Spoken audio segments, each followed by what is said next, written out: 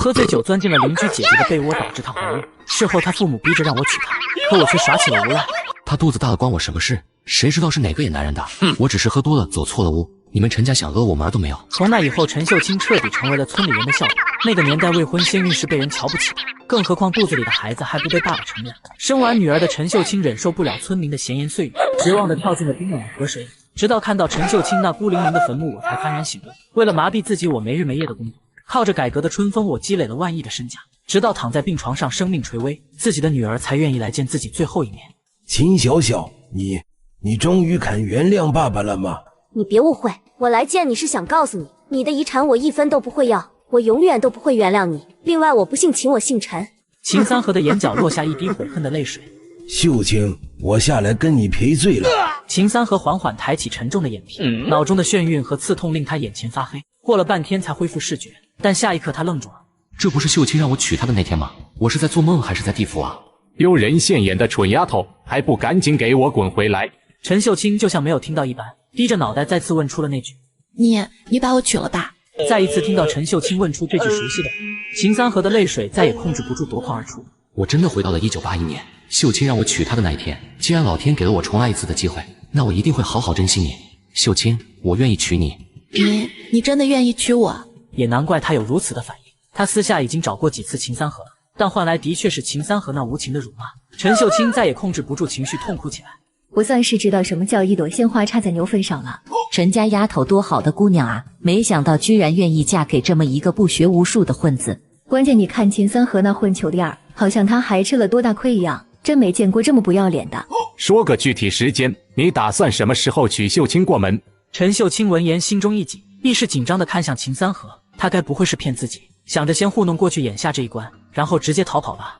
过年前我就会去陈家提亲。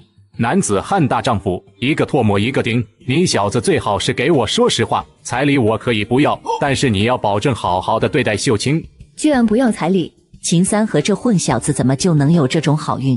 只能说人家被窝钻得好。一时间，所有人看向秦三河的眼神都充满了羡慕、嫉妒、恨。一群不倒人家懂什么？我也想要彩礼，但是秦三河凑齐彩礼少说也得2、3年，我可以等，秀清肚子里的孩子等不了啊！不行，我不同意。一时间，在场有一个算一个，全都怀疑自己是不是听错了。这种好事，秦三河居然还不同意，怕不是脑子被驴给踢了？你小子别给脸不要脸，彩礼都不要你的，你还想咋的？彩礼我必须给，而且4大件36条腿一样不会少。此言一出，场中直接炸开了锅。村民们在惊讶秦三河居然能说出这种话的同时，也纷纷表现出不屑和笑话。4大件通俗一点说就是3转一响，即缝纫机、自行车、手表、收音机；36条腿则指的是5斗床屋、餐桌、4把座椅、床、书桌、衣柜，这些东西加在一起，估计500块钱都不一定够。有件事我得事先说明一下，那些背后嚼舌头的村民尽管冲我来，要是有谁在背后说秀清的坏话，那就别怪我不客气。村民们虽然生气，却没人敢说话。秦三河的恶名远扬，被他盯上可不是什么好事。等到众人离开后，父亲秦爱民皱着眉头，不知道在想些什么。儿子，我知道你爱面子，可是你答应的4大件跟36条腿，咱们家怎么可能拿得出来啊？娘您放心，我既然说得出，就一定做得到。你放屁，就是把房子跟地都卖了也不够。他爹啊，那你说该怎么办了？咋办？狼办，实在不行只能把村东头那2亩地卖了。那2亩地就是卖了也不够了。不够买4大件，买个1件2件也是好的。看着父母为自己的事情操心，秦三河内心也是非常的难受。我们村子靠山，那就上山赚点启动资金吧。秦三河拿着一个木质长矛，立马马不停蹄地朝着后山进发了。2个小时后，就在秦爱民准备出去卖地的时候，秦三河提着3只野鸡外加2只野兔回到了家中。儿子，你这是上山打猎去了？他会打个屁的猎，他除了跟狐朋狗友鬼混还会干啥？实话说，这些东西到底是怎么来的？王芳听闻此言，心中咯噔一下。儿子，你都是要结婚的人了，可不能再干那些偷鸡摸狗的事情了。东西在哪里拿的给人家送回去，实在不行娘帮你送回去。秦三河苦笑连连，看来自己在爹娘的心里真是不学无术。这些真的是我在后山打来的，这些都是野鸡野兔，谁家里会养野鸡啊？闻言老两口这才松了一口气。我等下去汤镇上把这些东西都卖掉。这野鸡野兔能卖多少钱啊？娘你有所不知，这里人最喜欢吃的就是这些野生的东西，因为野生的营养价值更高，肉的口感也会更好。那你小子还等啥？趁着肉还新鲜，还不赶紧去卖？秦三河走了2个小时才来到镇上，他径直来到了最近的国营饭店。同志，你们这边收野味吗？能帮我问下咱们的厨师吗？我们国营饭店对食材的要求很严格，我们有专门的供货商，同志你还是到别的地方看看吧。秦三河一听有些失望，就在想要转身离去的时候，服务员旁边的男人叫住了他。小兄弟请留步。说话的男人正是国营饭店的大厨刘凯旋。正好我刚刚接到通知，领导要来我们店里招待贵宾，要求饭桌上必须要见到野味。我这里有3只野鸡跟2只野兔，都是上午刚在山上打的，新鲜着呢。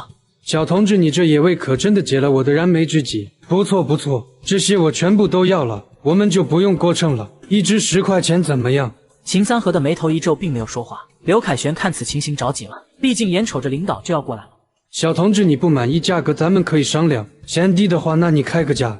那我就不客气了，野鸡15一只，野兔按照25一只吧。你说啥？你真是想钱想疯了，你怎么不去抢啊？要知道现在普通工人工资也才20多块钱。秦三河看着他急需，算是狮子大开口了。要的话就是这个价，不要的话我立刻走人。刘凯旋气得牙根发痒，但是却不得不让步。这个价格我肯定不能全要，野鸡我要1只，野兔我就先不要了。如果要就全部拿去，1只不卖，不要我就去别的地方找下家。你年轻人做事要给自己留后路。我不懂你说这话什么意思？买卖全凭自愿，你要是实在不愿意买我就走了。就按你说的来吧。下午，秦三河揣着70块钱和20斤猪肉回到了家，只见院子里一个女孩正笑盈盈地看着他。姐，你回来了。秦三河努力地控制着自己的情绪。上一世自己外出创业后，姐姐嫁人的时候还带着小小这个侄女，这也导致婆家对她百般刁难，让她在不到40岁就早早地离开了人世。这一世我一定不会让悲剧重演，一定。三河，秀清是个好姑娘，嫁给你是你的福分，以后你得好好给我过日子，不许再跟你那些狐朋狗友联系了，那些坏毛病也统统给我改了。姐，你放心，我以后会踏踏实实过日子，不会再犯浑了。听闻此言，秦南的脸色好了一些。听娘说你去镇上卖野味去了，卖掉了吗？我一共卖了95块钱，买了20斤猪肉，由于没有肉票，花了我24块。你是要气死我啊！你这个败家子，哪里有你这么买肉的？行了，小南，你弟就要成家了，别动不动又打又骂的。这小子就得打，3天不打上房揭瓦。秦三河露出由衷的笑容，这样的氛围是他梦寐以求的家的感觉。你们听我说，我买这些肉一来是为了我们自己吃，二来，原来他们镇上的商场要举办厨艺大赛，第1名的奖金可是有足500块。他买这些肉就是为了练手。我就在镇上上班，我怎么没听说要办什么厨艺大赛？你当然不知道，厨艺大赛的消息还没有放出来，过几天才会放出来。姐，这都是我听镇上的朋友说的，消息可靠，今晚就好好尝尝我的厨艺吧。没多大会，热气腾腾的红烧肉出锅了，陈秀清也被大姐叫了过来。秀清赶紧尝尝三河的手艺，这可是他第1次做饭。说完，秦南直接夹了一筷子放到了嘴里，瞬间一股肉香在口中散开。秦南的脸上浮现出一抹不可置信的神色。秀清，你赶紧尝尝，没想到三河的手艺竟然这么好。陈秀清闻言也夹了一筷子放入了口中，鲜香软糯的五花肉瞬间在口腔里绽开，只感觉这是他吃过最好吃的五花肉。你们2口子慢慢吃吧，我回屋了。说完还依依不舍地看着面前的红烧肉，随后转身走回了房间。而陈秀清看着厨房只剩下了2人，更是尴尬。天色已经晚了，我要回家了。别啊，你要是觉得好吃，我给你带点回家，咱们迟早是一家人，就不要跟我客气了。陈秀清的脸色一红，接着像是下定了某种决心。我想问你，你说娶我是真心的吗？当然是真心的，我要你风风光光的嫁过来，除了答应你的4大件跟36条腿，我还要按照最高标准的宴席来。陈秀清闻言面色一红，随即转身快步的离开了厨房。秀清红烧肉。第2天一早，秦三和宋姐姐来到了镇上的工厂。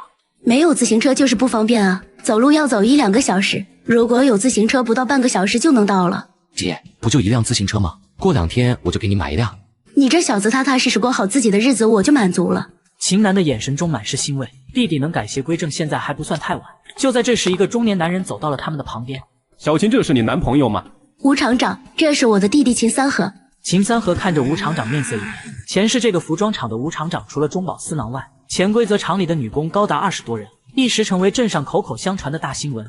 小伙子挺精神嘛，保卫科正好缺个人，要不要让你弟弟去试试？真的吗，吴厂长？那真是太谢谢你了。我不去，我没兴趣。秦三河知道他心里打了什么算盘，他吴光耀可不是什么好鸟。你是不是脑子坏掉了？这可是铁饭碗啊！这个年代能在国营厂子上班干活，说出去都会被人高看一眼的，因为代表着有了稳定的收入，并且吃喝不愁。对不起，吴厂长，我弟弟早上起得太早了，现在脑袋还糊涂着呢。那你可得好好劝劝了，过了这个村口就没有这个店了。你这坏小子马上就要成家了，秀清还怀着孩子呢，不工作你怎么养活他们？姐，时代马上就要变了，你们这种国营厂子的好日子没几天了。嘿，三和，你说什么胡话呢？我说的是真的。随后，秦三河给秦南详细的讲述了国营厂子倒闭的原因。秦南也是听得一愣一愣的，以为弟弟只是一时之间接受不了工作，也没有再劝。秦三河离开厂子后便回家了。就在这时，身旁传来了呼救声：“同志，能不能麻烦您帮我把父亲送到医院吗？”只见一个老人紧闭双眼躺在地上，身下还有一丝血迹。同生80年代，我冒着被碰瓷的风险救了一个倒在路边的老人，他儿子为了报答我，竟然给出了10张大团结。我叫钱多来，这100块就当是我对你的谢礼，举手之劳而已，我并不是为了这个。眼看秦三河不愿收钱，他也并没有勉强。那这是我的名片，以后遇到麻烦了尽管来找我。秦三河接过一看，当即心头一喜。钱多来正是恒通百货的副总经理，几天后的厨艺大赛就是恒通百货举办的。既然是恒通百货的副总经理，这报名的事情不就有着落了吗？小兄弟贵姓？我叫秦三河，是一名厨师。厨师吗？那可真是太巧了。过2天我们公司要举办一个厨艺大赛，如果秦兄弟有空的话，我可以帮你报个名。那就多谢钱经理了，反正我在家闲着也是闲着。眨眼间3天的时间过去了，恒通百货举办的厨艺大赛也拉开了帷幕。当秦三河端着红烧肉上台的时候，台下的同村村民们都惊呆了。我没有看错吧？那是秦三河吧？不是秦三河，那个二流子又是哪个？没想到他竟然也参赛了。秦三河那个混球，估计连盐跟糖都分不清吧？这不是过来自取其辱的吗？他这小子要是能进前3的话，我不穿袜子不穿鞋，光着脚走回村里去。你就是裸奔回去也没关系，这二流子肯定倒数第1名。显然在同村人的眼里，秦三河只是一个二流子，是不可能会做菜的。然而没过多久，让人大跌眼镜的事情出现了。没想到在北方还能吃到我们南方的特色菜。是啊，没想到味道居然这么正宗，甜度也刚刚好。北方的菜我们是真吃不惯，还是我们南方的菜好吃啊？那我给满分了，你们呢？这么好吃的南方菜，我当然也是满分。经过我们评委团的一致决定，秦三河的这道红烧肉满分。此话一出，秦三河同村的村民都傻眼了。这比赛肯定有暗箱操作，秦三河怎么能得冠军？是啊，秦三河这二流子怎么能得冠军？肯定是提前收买了评委。秦三河拿着50张大团结来到在外等待的陈秀清的身边。怎么样？现在相信我能得冠军了吧？你怎么能得这么高的分数？你是不是走了什么后门了？秦三河的脸色一红，没想到陈秀清这么聪明。虽然他做的红烧肉好吃，但是想得第1名还是有些难度的。不用说，肯定是钱多来暗箱操作了。没错，我前几天……就在秦三河要跟秀清说下前几天救人事情的时候，忽然瞄到旁边一个男人鬼鬼祟祟的看向他们。糟糕，肯定是有人眼红我这些钱的。如果我自己的话脱身比较容易，可是还带着怀孕的陈秀清就有点难办了。怎么了？拿了冠军怎么还一副愁眉苦脸的样子？拿了冠军我当然高兴，不过现在很多人都知道我身上带着500块钱，这可不是什么好事。现在是大白天，而且我们回村的路上这么多人，应该不会有人这么胆大吧？秀清，上个月隔壁王家村有个匪徒，可是为了50块绑了一个孩子，我手里的可是整整500块啊。那我们怎么办啊？就在这时，身后传来了钱多来的声音。秦兄弟，你还没走啊？正好跟你说件事。钱总经理指的是3天后我们百货大楼还会再搞一场厨艺比赛，冠军的奖励也提高到了1000块。秦三河闻言一阵的惊讶，这时候的1000块可不是一个小数字。秦兄弟，我已经帮你报名了，不知道你有没有时间来参赛？多谢钱大哥了，那我们3天后见。这位姑娘是？秦兄弟不介绍介绍？这位是我媳妇陈秀清。陈秀清闻言脸色顿时刷得红了起来，不过也没有开口否认。他们又寒暄了几句后，秦三河带着陈秀清离开了。2人径直地走到了镇上的派出所门口，门口一名民警正准备出去。你好，季队长。前世秦三河在报纸上看到过季建祥的事迹，为人正直，嫉恶如仇，曾破获了不少大案要案。你认识我是有什么事吗？随后秦三河把自己夺冠的事情，以及有人鬼鬼祟祟跟着自己的事情都说了出来。你说的情况虽然没有发生，但是也不排除有发生的可能性。你是想让我们警方送你们回村吗？没错，毕竟再大的老鼠也怕猫，没人敢当着警察的面犯罪。季建祥闻言沉思了一会，我今天下午正好没事儿，不过我有更好的主意，只是需要你们配合。季队长的意思是让我们当诱饵，等那些盯上我的人动手，直接抓现行。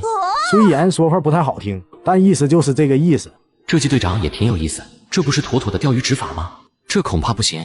如果我一个人的话，我肯定配合，但是我媳妇怀孕了，我不能拿我媳妇跟孩子开玩笑。这个好办，我们安排一辆车，让你媳妇坐车回去。三河，这么做是很危险的。秀清，你放心好了，你男人练过一些拳脚功夫，3、5个人根本进不了我身。陈秀清看秦三河主意一定也没有再劝。2个小时后，秦三河骑着一辆崭新的自行车走在回家的路上。自行车136块，上海牌手表120块，红星牌收音机180块，这么一会400多块就花出去了。就在这时，几个年轻人拦住了秦三河的去路。豹哥，你们这是？为首的那个男人秦三河认识，正是镇上最大混混牛三的手下黑豹。秦兄弟，听说你发财了，咱们都是在镇上混的，有钱大家花，这个道理你应该明白吧？我跟你可不是一路人，好狗不挡道，赶紧让开！秦老弟看样子是真的不想活了，兄弟们教教他怎么做人。秦三河听到声音后，率先飞身跳进了混混群里，紧接着混混们的惨叫声传来。不到2分钟的时间，5人已经全部躺在地上哀嚎。幸亏我前世学了些格斗技巧，加上这年轻的身体果然厉害。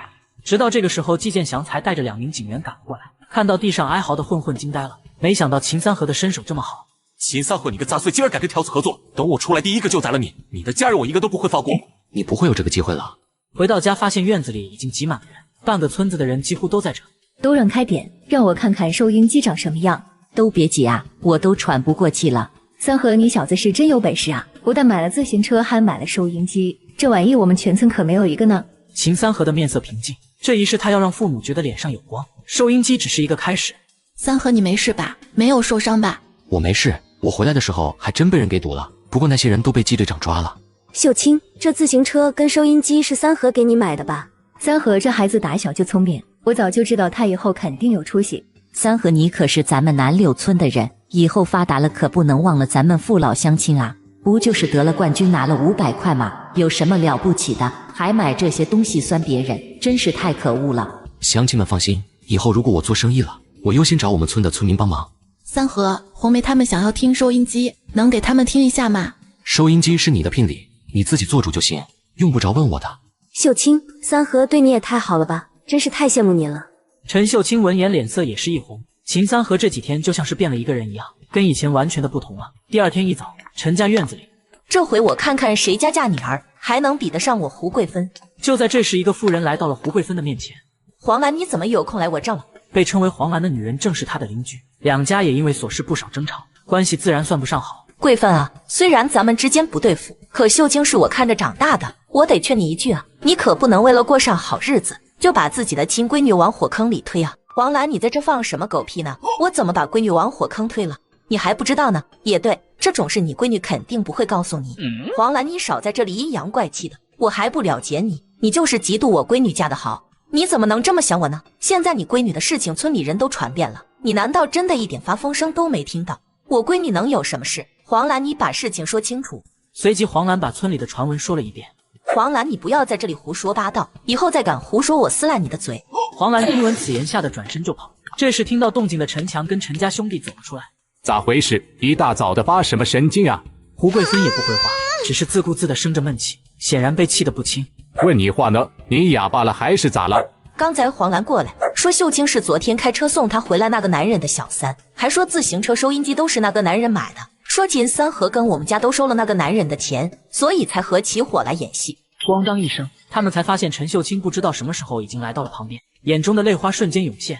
那个生孩子没屁眼的王八蛋，居然敢造我妹妹的谣，我找出来绝对饶不了他。你现在说这个有什么用？现在最重要的是赶紧澄清这件事情，你们说说怎么办？陈家兄弟闻言都一言不发，显然也没有什么好办法。关键时候你们两个我是一个都指望不上，你说我养你们有什么用？就在这时，秦三河不知什么时候走了过来。叔叔婶子，看样子你们也听到村里人的谣传了，这件事情都怪我。你也是为了秀清着想，要怪只能怪那些背后嚼舌根的。别说那些没用的了，要是闲话再这么传下去，咱们闺女的名声可就彻底毁了。陈叔，你别着急，我这就去镇上把昨天的警察找过来，只要他出面解释，那谣言肯定就会不攻自破。这倒是个好办法，那三河你赶紧去办吧。随即秦三河独自来到了季建祥的办公室，看到秦三河的到来，季建祥也是一阵惊讶。秦老弟，你咋来了？是有什么事情吗？我这次来是有事情请季队长帮忙。季建祥的脸色微微一变，他们最怕的就是这事。昨天你帮了我这么大的忙，只要在不违反原则的情况下，我可以帮你。随即秦三河把村里造谣的事情说了一遍，季建祥闻言也松了口气。行，这件事就交给我了，我一定帮你把造谣的人给揪出来。半个小时后，一辆警车停在了南柳村大队部的门口，路上的村民看到警车也纷纷过来看热闹。秦三河怎么从警车上下来了？该不会是犯了什么事吧？我昨天就说了，秦三河是狗改不了吃屎，你们偏偏不信，这不这么快就被抓了吧？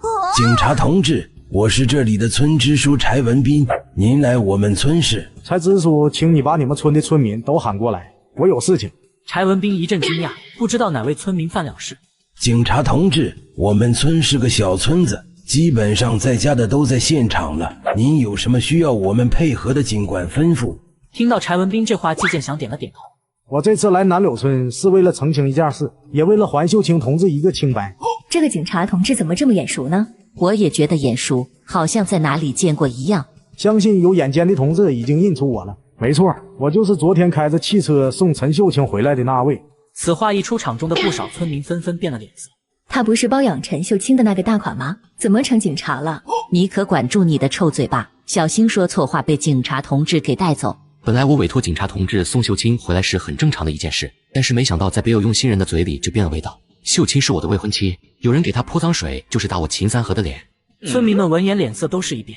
不就是几句玩笑话吗？至于这么大题小做吗？就是啊，都是乡里乡亲的，开个玩笑都不行吗？三河，亏我昨天还夸你懂事了呢，没想到你居然这么小心眼啊！饭可以乱吃，但是话不可以乱讲，这么简单的道理你们都不懂吗？秦三河同志说的没错，损害他人的声誉，这是违法犯罪行为。听闻造谣是犯罪行为，村民们彻底慌了，当即开始一个个的推卸责任。陈秀清的事情我是听孙艳华说的，跟我可没啥关系啊！警察同志千万别找我啊，我是听周彩霞说的。就在这时，人群中一个紧张的身影正要悄悄溜走。那位女同志，你去哪？秦三河一眼便认出那是老郭家的女儿郭娟，昨晚上围在陈秀清身边的姑娘里，她是其中之一。警察同志，我肚子疼。说完直接撒丫子跑了。秦三河和季建祥对视一眼，都觉得郭娟的表现十分反常。我想起来了，昨天最先听到的就是郭娟跟我女儿说的。陈秀清闻言惊呆了，完全无法相信，更无法接受，给她身上泼脏水的人居然会是她从小玩到大关系最好的朋友。在场的村民们对这个结果同样感到不可思议。老郭家那闺女挺本分的了，而且她跟陈家闺女好的跟一个人似的，咋就能做出这种事？真没想到，看起来老实巴交的人心肠这么歹毒，知人知面不知心。那怎么会是娟子？人心是很复杂的，即便从小一起长大，你也未必真正了解她。可娟子为什么要这么做？或许是因为嫉妒吧。嫉妒？你自己好好想想，从小到大郭娟是不是什么地方都不如你？陈秀清闻言若有所思，随即他们一起来到了郭娟家。季建祥正准备带走郭娟。警察同志，都是我让闺女这么做的，你们要抓就抓我。说话的正是郭娟的母亲冯春苗。我已经说过很多遍了，不是要抓你女儿，只是她的行为很恶劣，并且触犯了法律，需要接受批评教育。冯春苗正要说什么的时候，余光却仅见站在不远处的秦三河和陈秀清，当即他像是见到救星一样撒腿跑了过去。秀清，你跟警察说一声，让他们别把娟子带走，你俩可是从小好到大。陈秀清闻言一阵纠结，思考了一会，最终还是决定求情。但他还没有说话，冯春苗的声音再次传来：陈秀清，亏我家娟子还把你当成最好的朋友，你这小浪蹄子真……秦三河上前就是一巴掌，这一巴掌直接把冯春苗打懵了。你女儿真把秀清当成朋友，会给她身上泼脏水？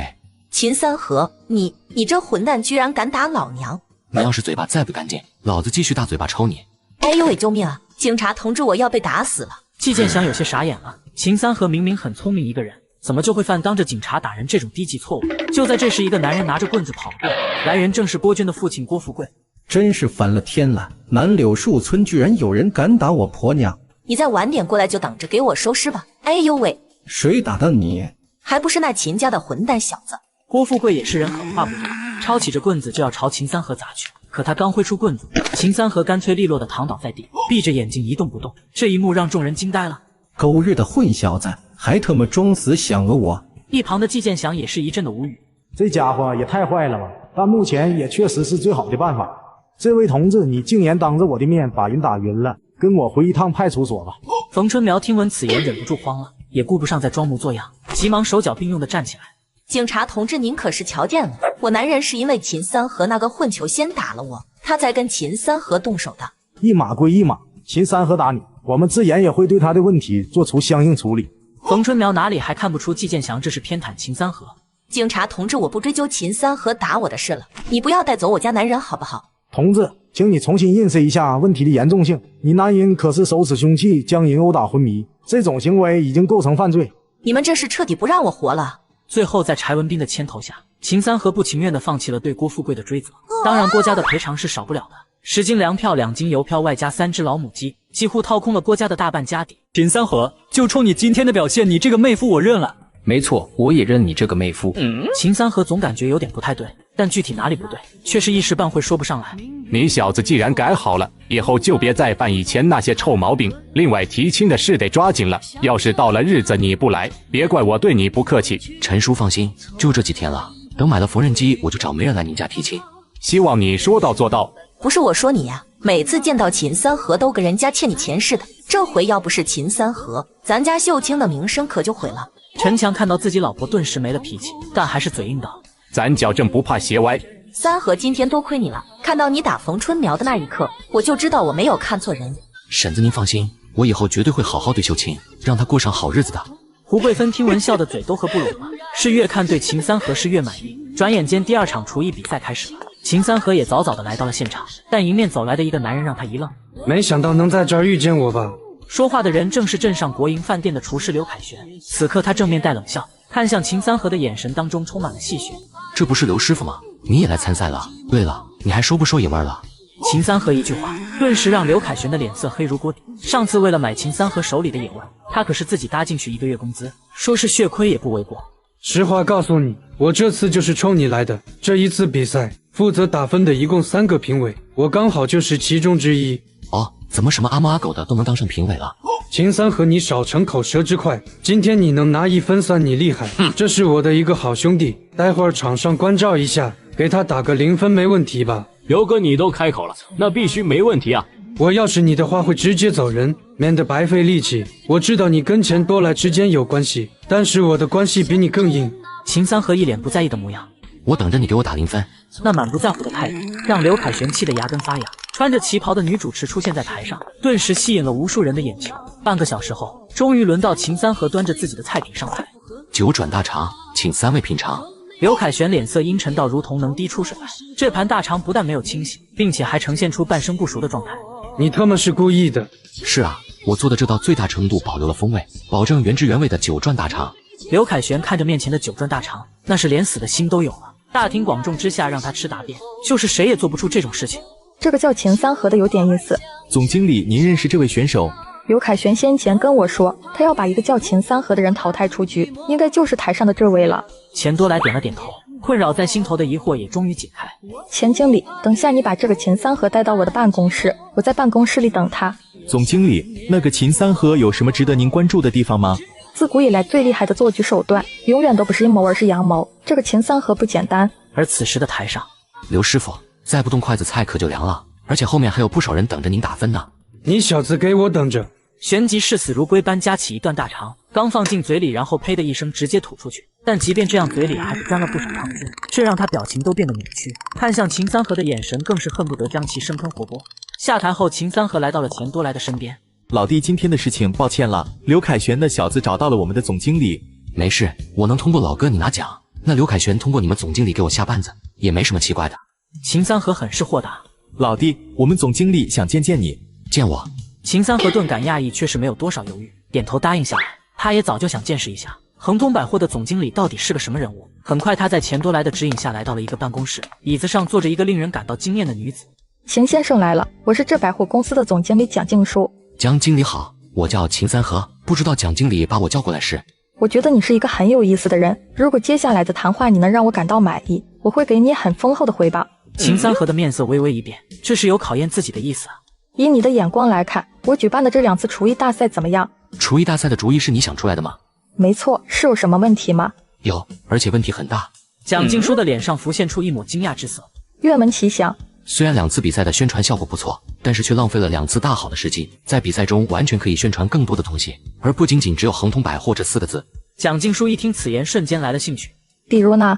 比如比赛用的锅碗瓢盆，主持人身上的衣服也可以印上宣传语。总之，凡是恒通百货的产品，都可以放到台上进行展示宣传。真没想到啊，这个其貌不扬、农民打扮的小伙就有如此见识。秦兄弟，如果你是来策划这2场比赛，你会怎么做？虽然你也让主持人在台上讲了，开业当天会有降价活动，但也只是口头上一说，别人未必就会记得。如果是我的话，我会选择大量印刷一批优惠券，对到场观看厨艺比赛的观众进行发放。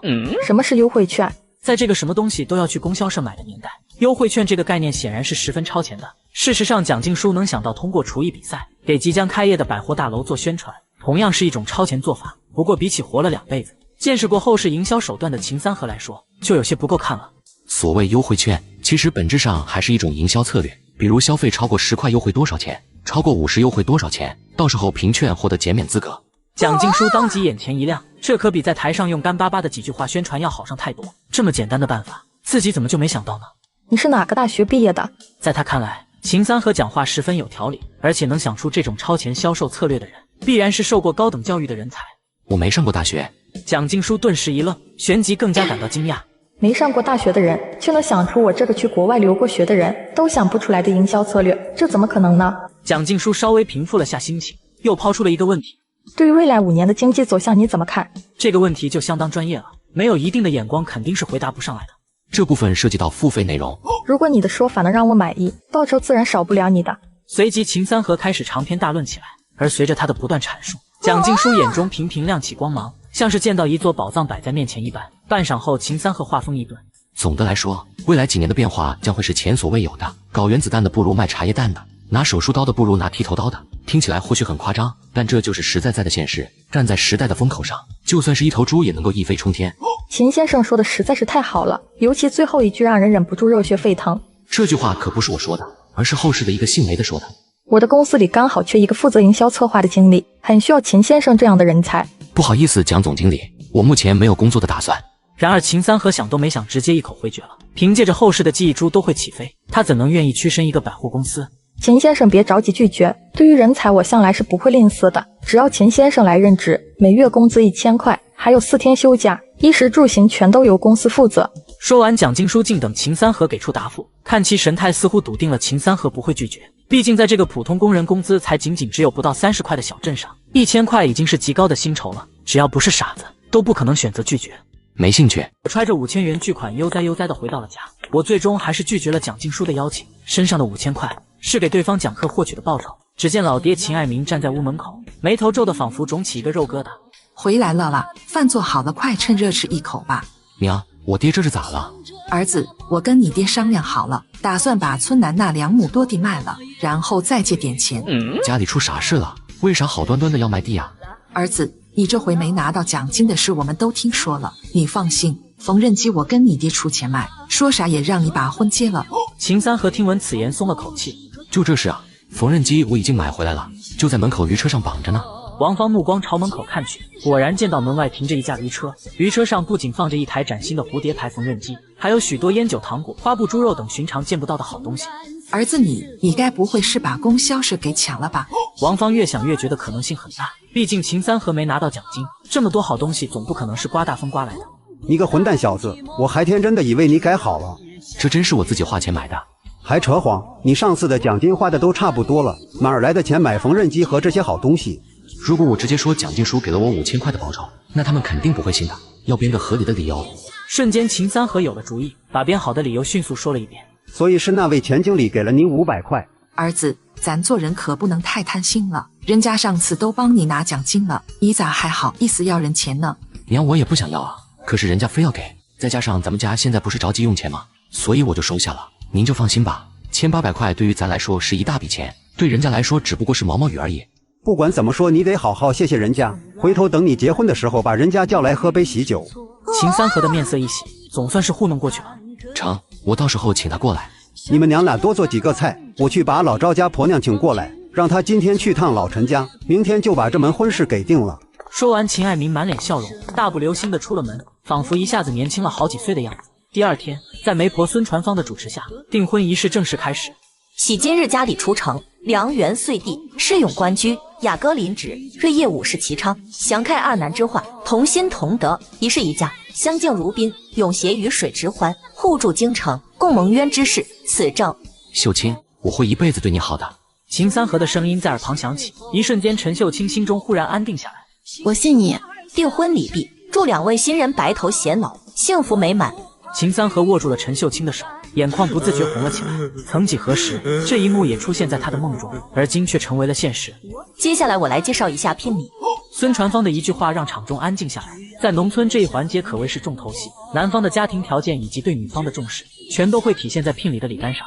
为迎娶陈家女儿，秦家愿意拿出4大件：收银机1台、缝纫机1台、自行车1辆、手表1块以及36条腿、床、3门橱、5斗橱、梳妆台、沙发、4张凳子，外加彩礼99块，寓意长长久久到白首；红糖3斤，寓意婚后生活甜如蜜。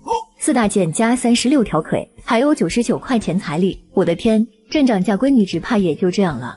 老陈，这回你这老小子算是得意了，10里8村4大件全有的，你陈家算是独一户。贵芬，你要是多生俩闺女就好了，你这一个闺女嫁出去，顶我嫁出去好几个了。人群里陈家老两口乐得合不拢嘴，自家闺女可是真给自己长脸。10里8村打听打听，谁家聘闺女能有这种牌面？仪式结束后，秦三河回到了家，一眼就见到秦南站在院子里发呆。姐，你想什么啊？啊，没想啥，就是看到你定亲了，姐替你高兴。秦三河眉头微皱，本能感觉出姐姐的情绪不对。是不是你们那位吴厂长跟你提了很过分的要求？秦三河此话一出，秦南的眼中划过一抹惊讶，但随即恢复正常。三河，你想多了，人家那么大一个厂长，能跟我一个车间里的普通工人提什么过分要求？秦三河知道自己的姐姐肯定是遇到了什么事，但是他不说自己也不好继续追问。姐，我之前跟你说的那些话，你得往心里去，哪怕你不在服装厂干了，你弟也能养活你。秦南闻言鼻头一酸，险些没落下泪来，但转瞬又恢复了正常。你啊，都已经要结婚的人了，还是想想怎么过好你的日子吧。结婚怎么了？就是我结婚了，我照样能养你。秀清是个懂事的姑娘，她一定不会有意见的。秦南的脸上满是欣慰之色，自己的弟弟这半个月的时间长大了。就在他张口想要说什么的时候，三河哥在不在家？只见几人走进了院子，领头的正是村长的儿子柴天宝。天宝，你怎么来了？是有什么事吗？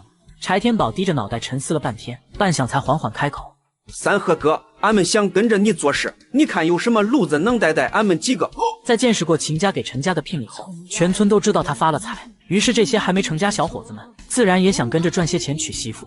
别说，我还真有。真的能带上我们几个吗？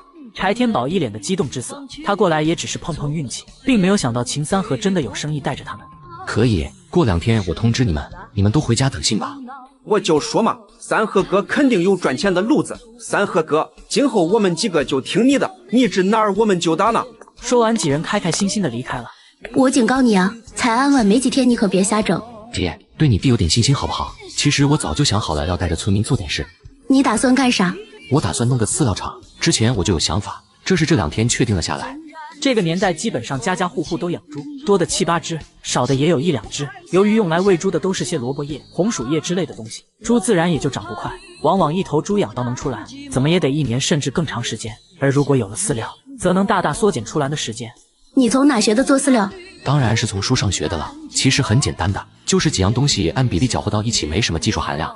闻言，秦南沉默了许久，过了10几分钟才开口道：只要你在正路上走着，做什么姐都支持你。这是姐这2年攒的钱，你先拿着用。不用姐，我有。你有是你的，不过得先说好了，这钱是借你的，到时候连本带利还我。拿着手上的72块8毛钱，秦三河的内心前所未有的沉重，这是姐姐对他的信任。姐，你放心好了，我一定几十倍、几百倍的还你。这可是你说的啊，到时候拿不出钱来，你就等着挨揍吧。随即，秦三河马不停蹄地来到了最近的造酒厂。酒糟是饲料的原材料之一，也是相对比较难搞的材料。大爷，跟您打听点事情，咱们厂的酒糟多少钱1斤？没听说我们厂要卖酒糟啊？你听谁说的？不卖吗？那东西又没啥用，留那么多酒糟干嘛？这你得问厂里领导，我一个看大门的，管这些闲事儿干啥？那能让我进去见一见你们厂长吗？说完，直接拿了一盒香烟递了过去。看着眼前能顶自己1天多工资的阿诗玛香烟，老大爷眼睛有点挪不开，但还是拒绝道：要是平时还好说，可今天不行，今天镇上领导在我们厂里视察，我可不敢随便放外人进去。小同志，要不你明天来吧。但就在这时，2个男人从酒厂里走了出来，其中一人正是酒厂的江厂长。江厂长你好，我有笔生意想跟您谈谈。秦三河只说了一个开头，便见男人眼中露出不屑，显然没把他的话当回事。秦三河像是没看见似的继续开口：贵厂的酒糟我想大批量采购，就凭你有什么资格跟我谈生意？就在这时，江厂长旁边的男人开口：江厂长，这位同志来你们厂买酒糟，你为什么不卖给人家？说话的男人正是镇长马运成。马镇长，你也见到了，酒厂目前的状况实在是不好，没有多余的酒糟可以卖啊。马运成看了江厂长一眼，并未说话，而是对着秦三河说道：同志，你买酒糟是用来喂猪吗？是喂猪没错，不过主要是为了制作专门喂猪用的饲料。饲料具体说说。如今只是81年，饲料大规模生产至少也在3年以后，是以这个概念还没完全普及开来。听起来自然很新鲜，秦三河也不怯场，语速不紧不慢的侃侃而谈，从生产制作到销售，再到市场前景，听得马运成惊喜连连，当即当场拍板。江厂长，我不管你用什么办法，这位同志要的酒糟，你要优先给他供应。马镇长，这……江厂长面现为难之色，但最终还是不敢违抗，点头答应下来。目前镇上的几家企业经营状况都不乐观，看得出来你很有野心，放心大胆的去干，有困难可以到镇上找我。马镇长，时代的车轮滚滚向前，势不可挡，不是靠努力就能改变的。你认为镇上的企业就真的盘不活了吗？与其费心费力让他苟延残喘，倒不如大刀阔斧的从根本上改变，让他孽重生。你指的是把镇上的国营企业承包出去？长江后浪推前浪，我以为我就够胆大了，没想到还有比我更胆大包天的。